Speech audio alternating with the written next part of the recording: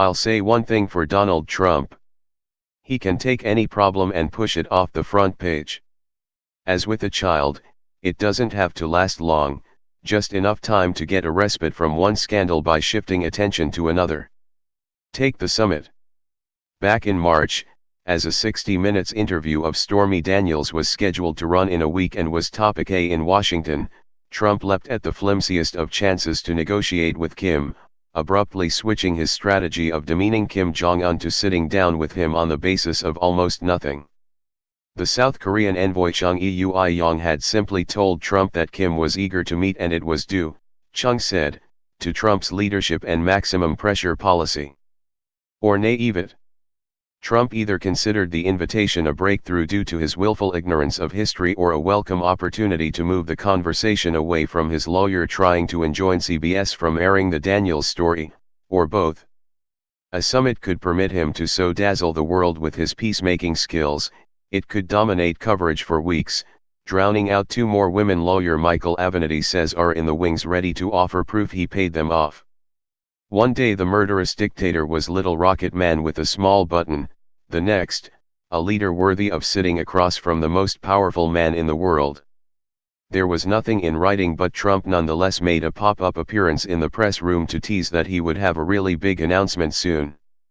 The Insta-summit was so sudden his national security staff was caught off guard, yammering platitudes about it. Former Secretary of State Rex Tillerson, about to be fired, was in Djibouti, having been banished to a tour of S-hole countries in Africa. He pretended a meeting was fine, but just this week, Tillerson warned of leaders who push alternative realities when America's future should be fact-based, not based on wishful thinking, not hoped for outcomes made in shallow promises. Trump's wishful thinking got wall-to-wall coverage, his gauge of success.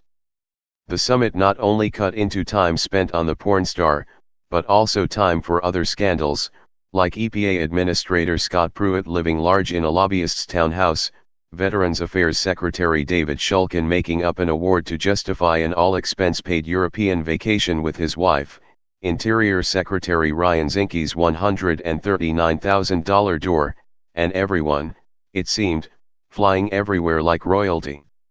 In the glow, Trump came to believe he could bring peace to Asia before Jared Kushner brought it to the Middle East.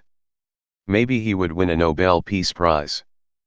People were saying so, he claimed at a recent campaign rally. That would show Obama. But then reality set in. With June 12 in Singapore looming large, diplomats had to get down to brass tacks. They could no longer pretend Trump had gotten anything substantive in exchange for Kim getting AU's president to grant him an audience. Kim reiterated his position that denuclearization was not on the table. The White House pretended this was fully expected. Trump said only, "We'll see what happens." In the meantime, Kim's threat wasn't without a silver lining. At Wednesday morning's pool spray, it dominated the questions.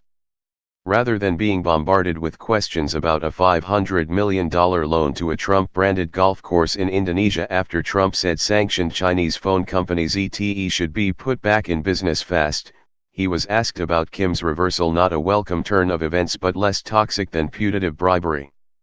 In another substitution of one story for another, Trump turned uproar over a hateful insult out of the White House aimed at Sen. John McCain into one about an investigation into the traitors and cowards who leaked it.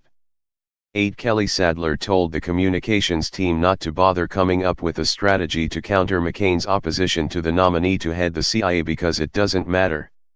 He's dying anyway. Why wouldn't Sadler think she could dance on the deathbed of a Navy pilot tortured in a Vietnamese prison for 5 years with impunity when Trump called McCain a chump for getting himself captured while he, Trump, was enduring his own Vietnam protecting himself from STDs? Neither has publicly apologized. Everyone thought that would change at a lunch Tuesday with Senate Republicans, 5 of whom had already castigated Trump. McCain could go rogue, but he is one of them, admired by most, beloved by many. Majority Leader Mitch McConnell had just returned from a long trip to Sedona, Arizona to see him one last time.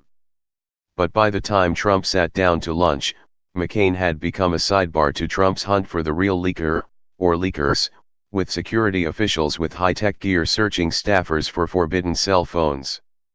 Those senators found time to lavish Trump with praise and ask him not to jeopardize the midterms with a government shutdown. Not one brought up McCain.